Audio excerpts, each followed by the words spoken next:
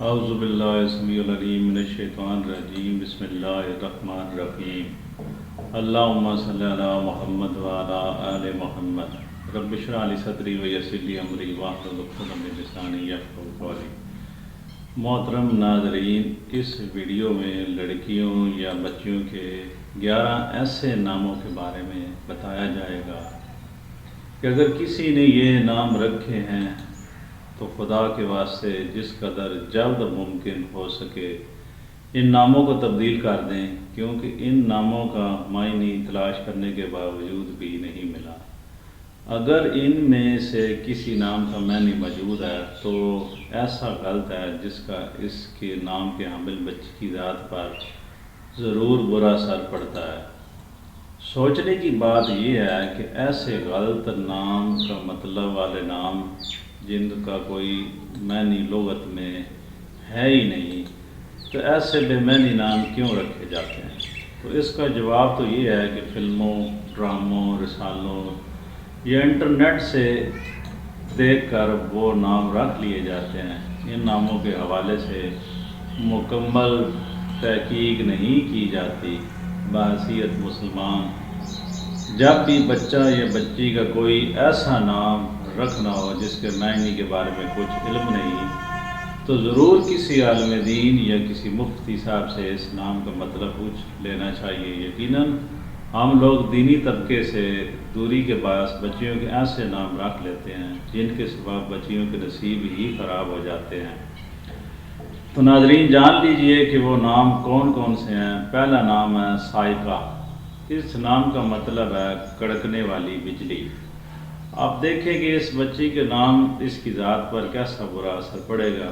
آپ اپنے اس نام یعنی سائقہ نام کے سبب یہ بچی بہت ہی زیادہ غصے والی ہوگی۔ یقیناً ایسی غصے والی بچی اپنے ماں باپ کے ساتھ بھی غصہ ہوگی، اپنے شوہر اور بہن بھائیوں کے ساتھ بھی اس کا رویہ کچھ ایسا ہی ہوگا، اور اس نام کے اثرات کی وجہ سے ایسی لڑکی کی زندگی انتہائی بوجھل اور نفرت انگیز ہو سکتی ہے۔ لہذا سائقہ نام بالکل بھی نہیں رکھنا چاہیے۔ نمبر 2، وانیہ، اور اس نام کا ترجمہ کمزور اور لاغر ہے۔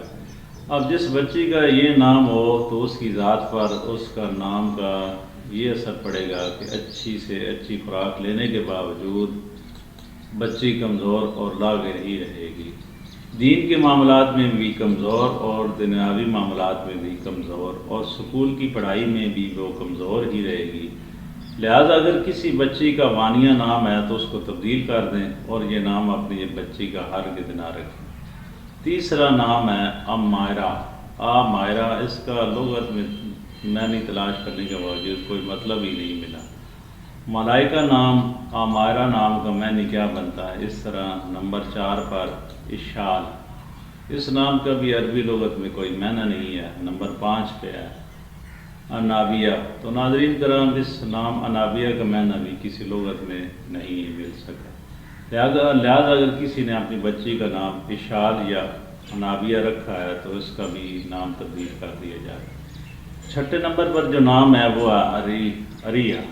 تو جان لیجیے اس نام کا بھی عربی لغت میں کوئی معنی نہیں ہے، البتہ ملک شام میں ایک ایسی جگہ کا نام لیا جاتا ہے عریہ، لہذا یہ نام بھی اپنی بچی کے لیے رکھنا مناسب نہیں ہے۔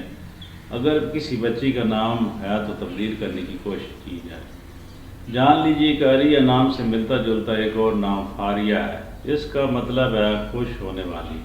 نام بھی خوبصورت ہے، اس نام کا معنی بھی خوبصورت ہے اور عریہ سے ملتا جلتا بھی ہے۔ اگر کسی بچی کا نام عریہ ہے تو وہ تبدیل کر کے فاریہ رکھا جا سکتا ہے۔ 7ویں نمبر پر نام ہے زویا۔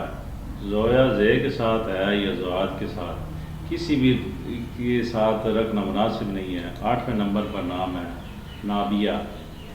نابیہ، اس نام کا ترجمہ تو لغت میں موجود ہے لیکن یہ نام اس کا معنی ٹھیک نہیں ہے۔ اس نام یعنی نابیہ کا ترجمہ کہ وہ درخت جو پانی سے بہت دور ہو، یعنی پانی نہ ملنے کی وجہ سے گل سڑ جانے والے درخت کو نابیہ کہتے ہیں۔ لہذا اس کا نام بھی بچی کی شخصیت اور ذات پر بہت گہرا اثر پڑتا ہے۔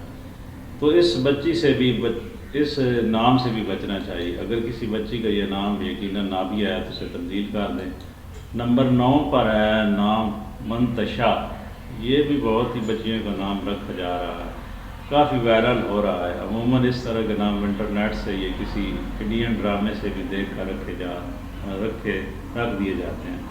اب یہ نام منتشا سننے اور بولنے میں کافی خوبصورت اور پرکشش ہے اور کافی ماڈرن بھی ہے، معلوم ہوتا ہے، لہذا اس کا معنی دیکھیے، جسے تو چاہتا ہے یہ لفظ منتشا ایک فعل کا ترجمہ دے رہا ہے اور اس کا کسی اسم یعنی نام کے ساتھ دور دور تک کوئی واسطہ نہیں، اور فعل بھی کیا ہے، جسے تو چاہتا ہے، تو یہ نام بھی ترجمے کے اعتبار سے کافی معیوب محسوس ہوتا ہے۔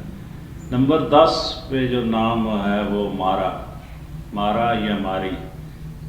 اب یہ نام بھی عجیب لفظ ہے جس کا عربی لفظ کوئی ترجمہ ہی نہیں ہے، کہیں سے سن لیا کہ کسی نے محلے میں یہ نام اپنی بچی کا رکھ دیا یا فلاں نے رکھا ہوا ہے، نام بالکل مختصر ہے، تو سوچا کہ کہنا سننے میں اب بھی اچھا ہے اور بلانے میں تو یہ نام بالکل مختصر رکھ دیا جاتا ہے، لیکن ایسے نام کا فائدہ ہی نہیں ہے جس کا کوئی لغوی معنی ہی نہیں ہے، یعنی محمل نام ہے۔ محمل ایسے لفظ کو کہتے ہیں کہ جس کا کوئی معنی ہی نہیں بن سکتا۔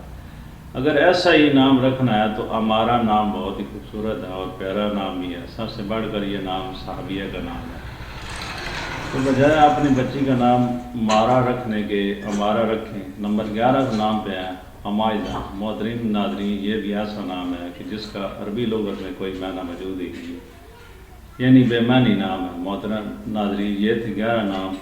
امید ہے یہ آج کی ویڈیو پسند آئی ہوگی۔ مجھے اگلی ویڈیو تک اجازت دیجیے۔ خدا حافظ۔